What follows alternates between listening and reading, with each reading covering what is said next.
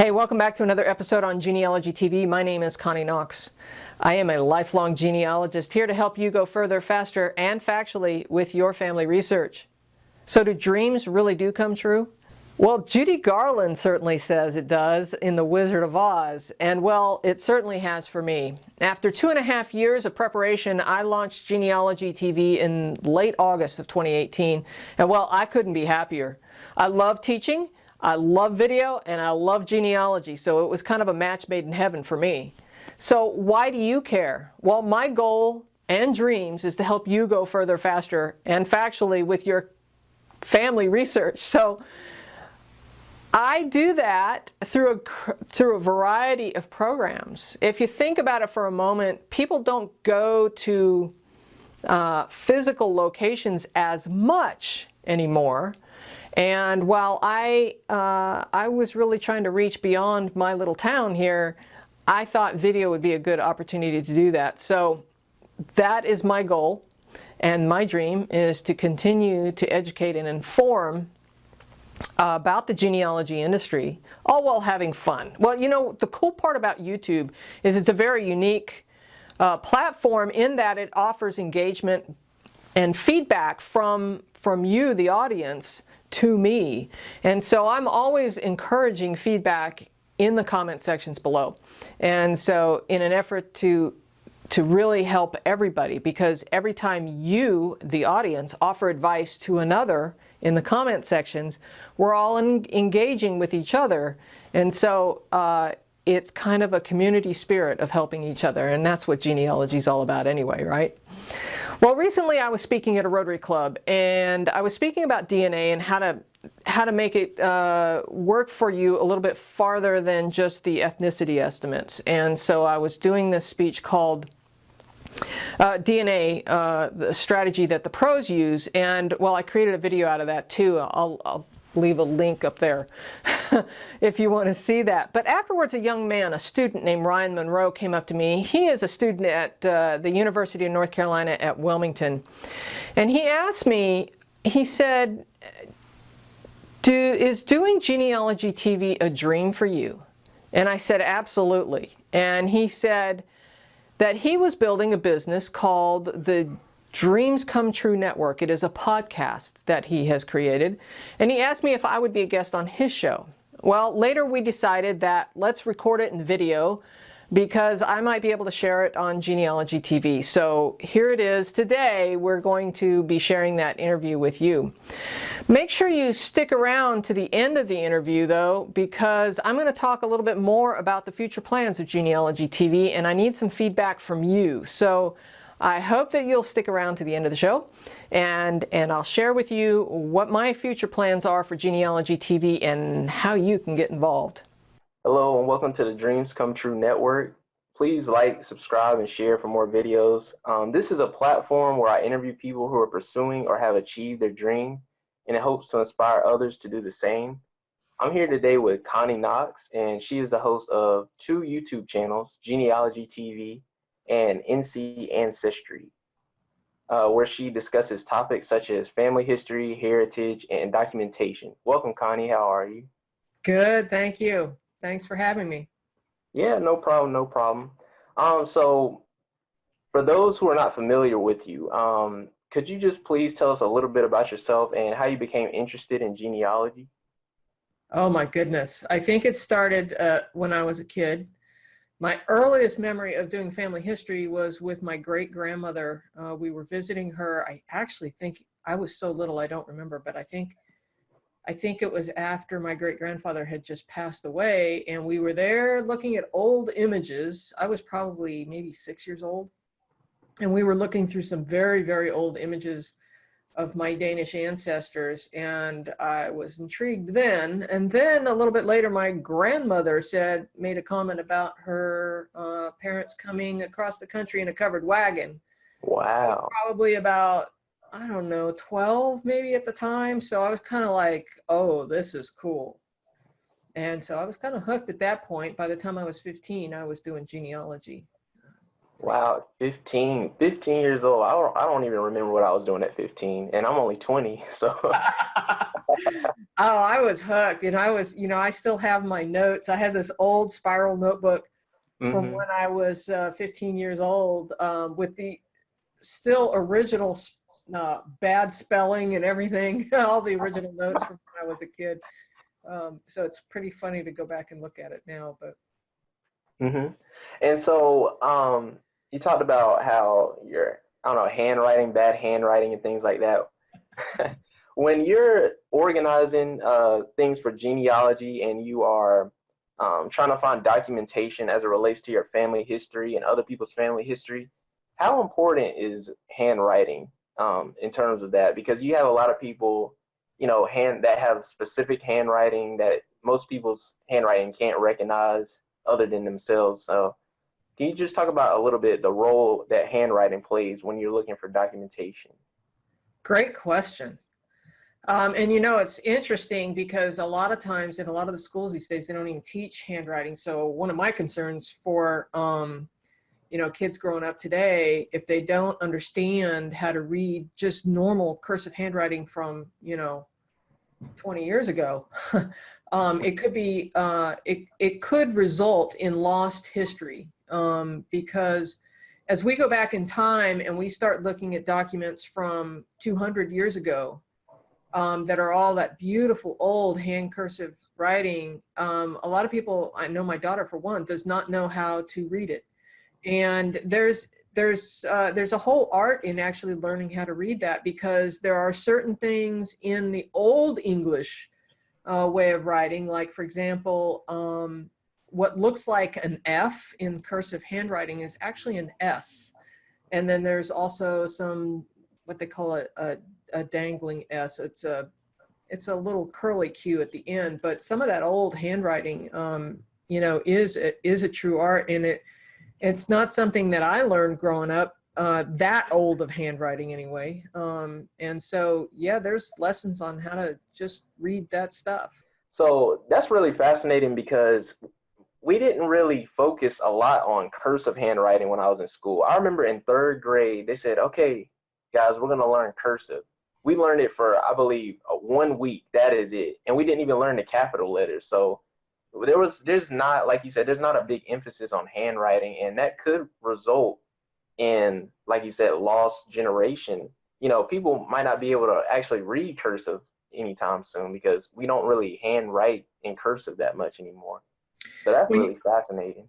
genealogists all across the country, especially in my age group, uh, are transcribing these handwritten documents, all over the place. I mean, like, I know that I have lots of documents that are old wills from the 1600s, 1700s that I'm trying to transcribe. But, I can't transcribe them all. But yeah, I mean, genealogists around the world are transcribing these documents, but it doesn't mean that they're all going to be transcribed. So yeah, I think it's important that people continue to learn, how that art.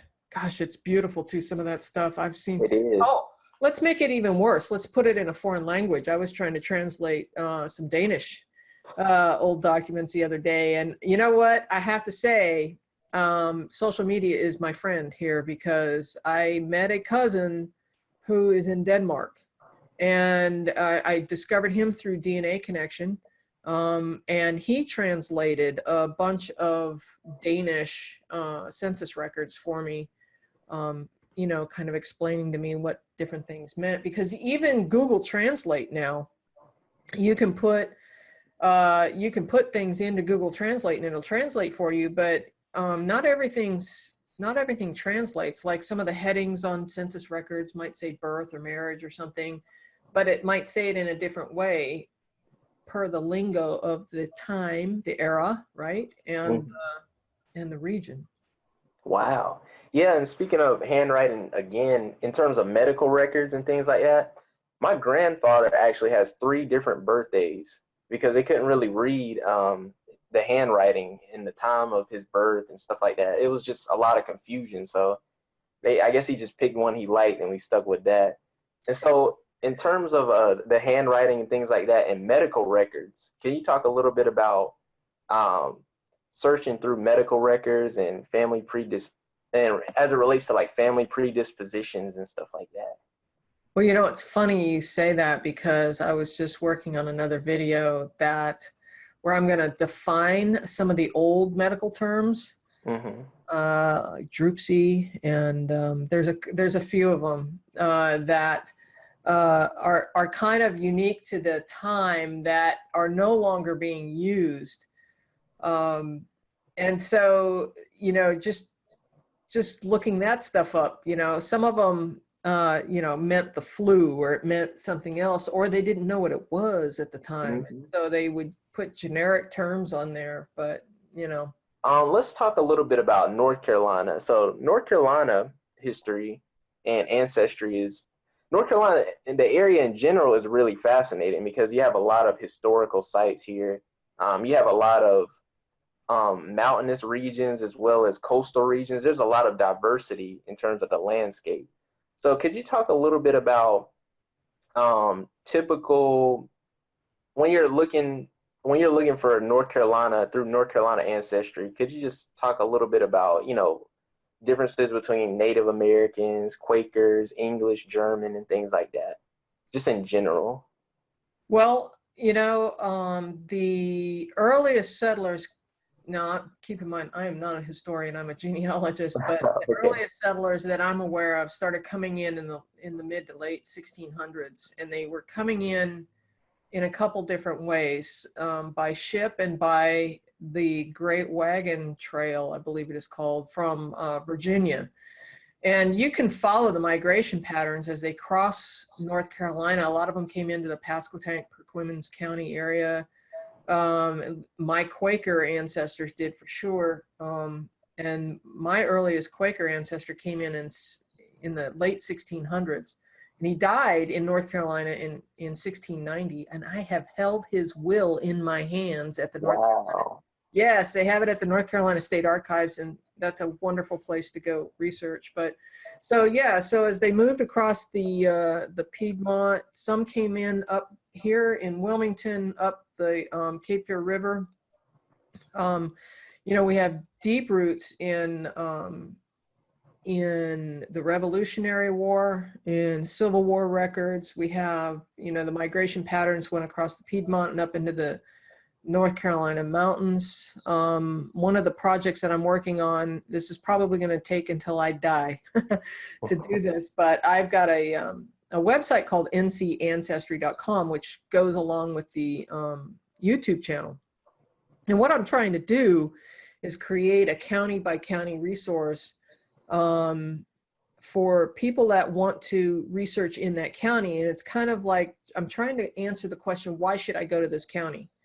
So, you know, a lot of the records are online these days, but so, you know, like in the mountain region, for example, you know, if they've got ancestors in Wilkes County or up in the Boone area or whatever, it's kind of like, why should I go to that county? So I'm trying to put resources on there that are online, but are also not online, like the cemeteries and, you know, some of the resources that are not digitized. You know, there's various estimates from Ancestry in different places that say that only 10 to 15% of the records that are available for genealogy are online. So that means that there's, you know, roughly 85% of the records that we want to look at are not online.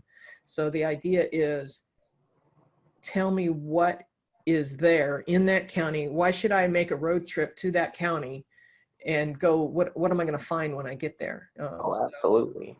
Absolutely. And I think that's important because today a lot of people say, oh, I'm German, oh, I'm Danish, oh, I'm this and that. And they just kind of just say that, just assuming that it's true. But there's a lot of confusion associated with that. You have to do a little bit of your own research, and you have to actually have the initiative to go look for those kinds of things. So I think a lot of people shouldn't really dismiss genealogy and ancestry. They should really want to get to learn about where they came from, could you just talk a little bit about why that is important? Because some people don't value looking back into their past and looking back to where their family originated from. Well, I can answer that question by asking you a question. Think of for a moment that what your folks may have told you growing up in those stories. So if you recall what those are and you don't write them down, they're lost. When you have kids and you know, we're all going to pass someday. And if we haven't documented those stories, they're gone. And so, you know, I think genealogists, you know, are kind of honoring those who became before us by trying to document as much as we can. You know, as we go back in time, the tree gets bigger and bigger and bigger, right? You've got 4 grandparents and 8 great-grandparents and 16 great-great-grandparents. And by the time we get back to 10 generations, you got hundreds of grandparents, hundreds and hundreds of them if you count all the different layers, right? So, you know, there's a lot of stories to document, but fascinating stuff, man. I'm telling you, we have come across some really, really cool stories.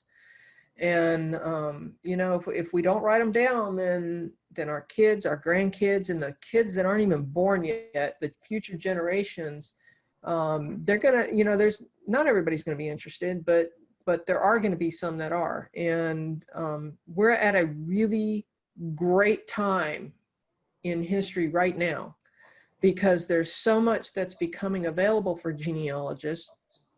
And if we can document that stuff now, because from where we're sitting here in 2019, looking backwards 200 years, we are the closest thing to that documentation. And over time, that stuff's going to get lost. Exactly. You know, look at the horrific fire that just happened in Paris. I mean, things get lost. Things burn up, things go away for whatever reason. And, or they just, you know, some of those old documents, they fade over time. That's true. We're talking about translating stuff. We need to translate stuff now, because that 1690, that from the year 1690, that my great grandfather, his will, thankfully I was able to copy it at the time I was at the archives, and they've done a beautiful job of preserving it. But you know, I've transcribed it, because that document eventually is going to fade away, even at the archives, even in perfect storage facility, you know. And so thankfully we're at a point where we can start digitizing this stuff, though, and start preserving it. Yeah, and it's funny how you said how things, the further we get away, we're the closest to 200 years ago. Then, you know, maybe in 10 years it won't be as accurate. So I kind of have a I don't know what you call it, philosophical question for you. Okay. Now, do you believe that is history more accurate the closer it is to an event, or later on? Because sometimes a little bit later on, more information comes out that wasn't available at the time of certain things at the event, around the time that the event occurred. So do you think it's more accurate the closer or further away from an event? Both. And here's why. For example, I lived through 9/11. I wasn't there, but I was working at the TV station at the time. And I remember, you know, when you work at a TV station, I'm a general manager of a TV station, and I have all these monitors in my office. And I'm sitting there clickety-click, just doing my normal morning routine, and I turn around and look at the television, and the World Trade Center is on fire. And I'm like, holy cow, turn up the volume. Well, my first instinct as a genealogist was to start documenting. And so what I did was I started typing everything I saw, and I'm typing the minutes, and I'm typing it as fast as I can. And at one point, things were happening so fast that I couldn't type fast enough. And the reason I tell you that story is because I have now created this document of what my impression of what was happening. It's like, holy cow, one of the towers is burning. Holy cow, a second tower has been hit. Oh my gosh, you know, this is the thoughts running through my head I'm putting on paper. Oh my gosh, this can't be an accident. This has to be an act of, these are the thoughts that are running through my head, and I'm typing them as I'm thinking them, right? And as I'm observing what's going on in the news. And so my point to get back to your question is, that is something that I lived through, and that is recent, relatively recent in time. That was 2001. Here we are in 2019. And so, you know, if we document recent history, okay, and then 200 years from now, we're gone, right? If I hadn't documented that, then, and I'm not saying this is a world scholarly thing, it's just an observation on my part, but 200 years from now, the impressions that we have during our lifetime will be lost if we don't document, right? Mm-hmm. So to answer your question, yes, there'll probably be more records available for people to collect and combine into a new book or a new document or a new history or a new video, you know, to help tell the story, because as more things become available, it might make a clearer picture. But also, I have a very clear picture of what I documented the day of 9/11. And so that is my interpretation that would never have been written had I not, you know what I'm saying? Did that, I think I answered your question. So basically, it's good to have that documentation in order to kind of, when you're moving back later in time or when you're further back in time, it's good to use that as a reference as you get new information to kind of confirm what you're thinking about and what you're researching. Absolutely. And look at how valuable, like when we go back and we find journals of our ancestors and we go, oh my gosh, she's talking about, you know, plowing the fields and, you know, bringing in the wheat before the snow, you know, I don't know, whatever they did, but you know what I'm saying? So we find those journals really valuable, and people don't journal that much anymore. You know, we get news out of the newspapers, and actually, here's a tip.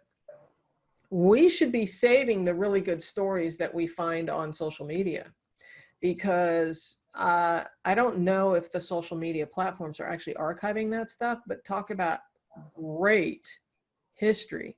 Because as world events happen, people, the Paris fire, the cathedral, for example, is a good example of people suddenly posting their pictures and their memories from their visits there, and oh my gosh, what a treasure we've lost, and blah blah blah, you know. But it's history, and it's a variety of observations that social media is really providing a great resource for. But I don't know that anybody necessarily is capturing that stuff. Well, I know on Instagram and obviously YouTube as well. YouTube is kind of a documentation as well. And Instagram, you can go back and look at certain dates and things like that, and you can look back and see what you recorded on a certain day. So yeah, it is kind of fascinating that, you know, people don't journal, actually handwrite and journal that much anymore, but social media could actually be a tool or a resource used to track your family history as we get on a little bit later. What's another great resource too that is starting to document history, at least in present day, is Google and Google Earth, and a lot of the way you can attach photographs to different locations. I know that I don't know that you're aware. As a photographer, I used to follow a guy named Scott Kelby, and Scott Kelby is a photographer who's written 1,000 books probably on Adobe products. And he started this thing called the Worldwide Photo Walk. He started that probably, I don't know, a decade ago. And what he was doing was he was getting people signing up to do photo walks in different cities. There's one here as well. But a volunteer would say, all right, I will do the photo walk in Wilmington, and somebody in Charleston, South Carolina, you know, volunteers to do one there. And like 25 photographers sign up for free, and they run around and they photograph on the same day all around the world. It's really cool. So Scott Kelby, I don't even think he realized it at first, and he does now, but I don't think he realized when he started this little fun event that he was doing, he was trying to sell books. And the reality was he was documenting the world on the same day. Wow. So, you know, people in Paris were doing this, and people, you know, in New York City were doing this. And all around the world, there was all these little photo walks going on. And there are people posting this on, I think the contest, it was a contest. And you won a free book in each city if your leader chose your photograph.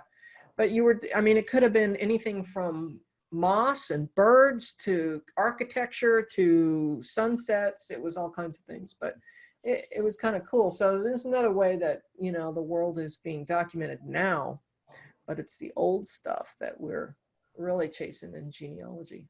Yeah. Wow. That is fascinating. And so just as probably a final question, just in case someone is really interested in going back and looking through their family records and family documents and things like that, can you give them some tips in terms of how to handle the documents and how to go about getting certain information for your family records? Okay. That's kind of two questions in one. Yeah. First thing people want to collect is events related to someone's life: birth, marriage, death, divorce, military records, church records, all of that kind of stuff. And within those records, what we're trying to look for are three things: a name, a place, and a date. So things that correspond. So what that does is it tags somebody in a timeline. It says, even newspaper articles, that kind of anything, that what it does is say, okay, you know, Connie Knox was born on this day at this time, and then on this day at this time, she lived in this place. And you can start creating this timeline, this trail of what a person did throughout their lifetime. And actually, that's how I write my notes, is in chronological order. And all the documentation that goes with it, and how you say, okay, this person was in New York City at this time, and this person was, you know, at different places. So that's one thing. How you handle the documents and how you store the documents are not in your attic. You want to store them in a cool, dry place. Please don't put stuff in the attic, especially photographs, but anything really will die in the attic really fast. So, and I can't tell you how many treasure trunks are in the attic right now.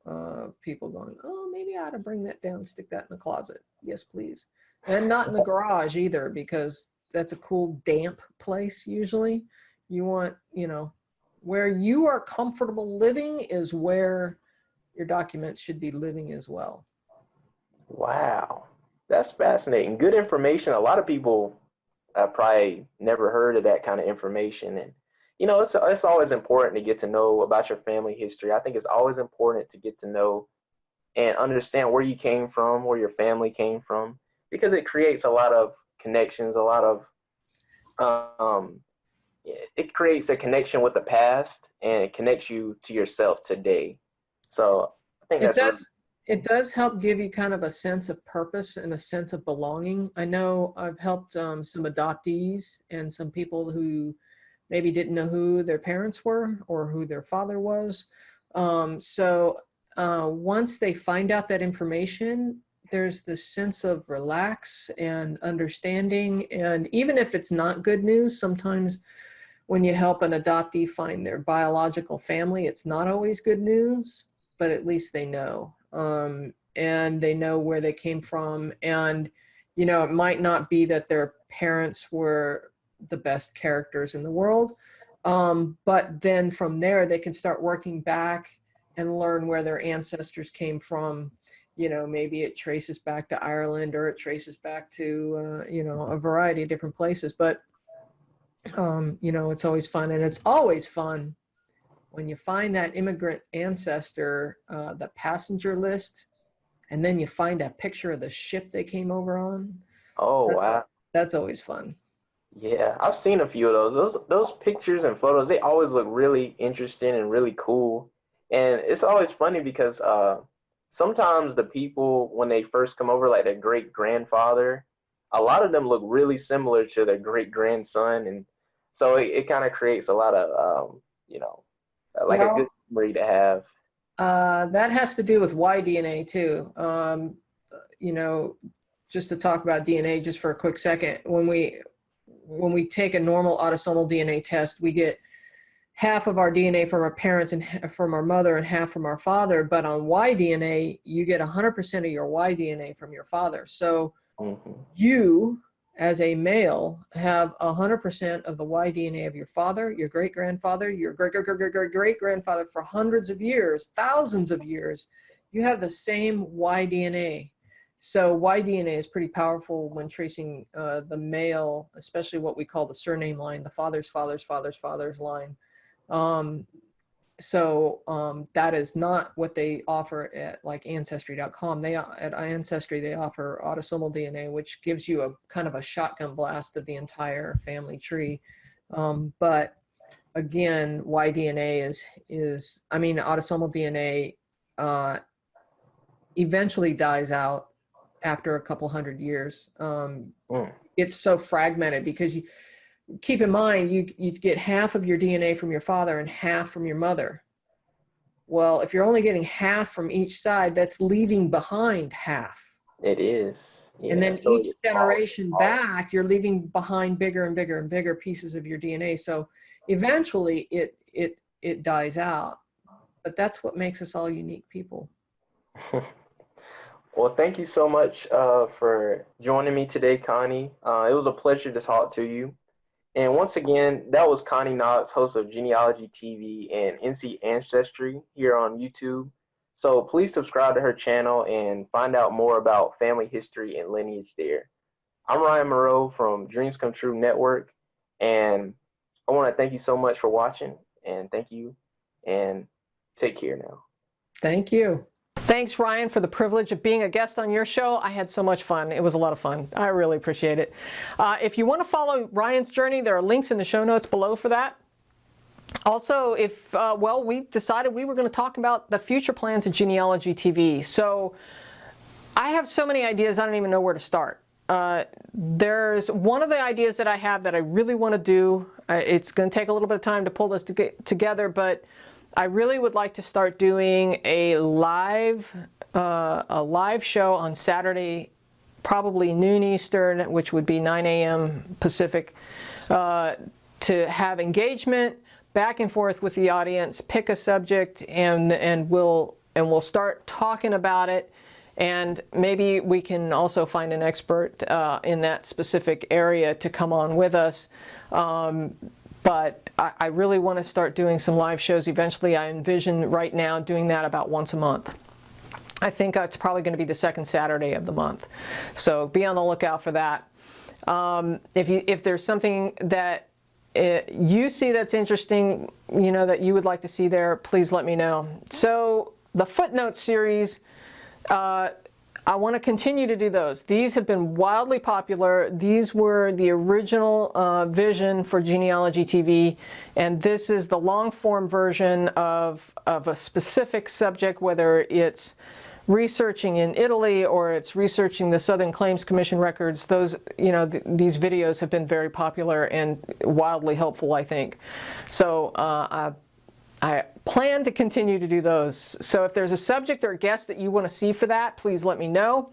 Photo Fix Fridays is the photo restoration series that I've been doing. I do those again as often as I can. These have been wildly popular. I was actually kind of surprised by how popular they are. I know that photo restoration is not something for everybody, but boy, people seem to be really enjoying those. So I plan on continuing to do that. If you have a photograph that you would like to have restored on the show, I might consider doing that. Please let me know in the show notes, and we'll get together and talk about it. The trick for this is you have to have a good story that goes with the photograph so that you can tell the story while I'm doing the photo restoration. So that is where I'm hoping to go with Photo Fix Fridays. Tiny Tip Tuesdays will continue as fast as I can produce them. Those are the short form tips that kind of help just quick little tricks to help you with your genealogy. I would like to start a Q&A session. These would be pre-recorded. These would be like coaching sessions, but I envision this to be a group coaching session, not just me doling out information. This would be like somebody presents a problem and a group of us try and help solve it. And the reason why I want to do this is because we all learn from each other. So by presenting a problem and hopefully a solution during the show, that others can learn from it, or maybe be enlightened about a record they may not have known about, or a technique that they didn't know about before. So I envision going in that direction. I do not have a name for that show yet, so if you have any ideas for that, leave that in the comment sections below. So based on the growth of the channel, it appears that I'm headed in the right direction. I am a one-woman band working as fast as I can to produce as many as I can. I do it all from beginning to end. There is no cameraman, there is no editor. I am producing all of that. So if you like it, please give me a thumbs up. I appreciate it. I am having so much fun producing these, and it really is a dream come true. So don't forget to subscribe and ring the bell so you get notified every time I upload one of these videos. And tell me in the comment sections below, where are you watching from? I would love to hear. Lastly, if you really are getting something out of it, please help support Genealogy TV and drop something in the tip jar. I'd really appreciate it. Okay, until next time, keep on climbing your family tree.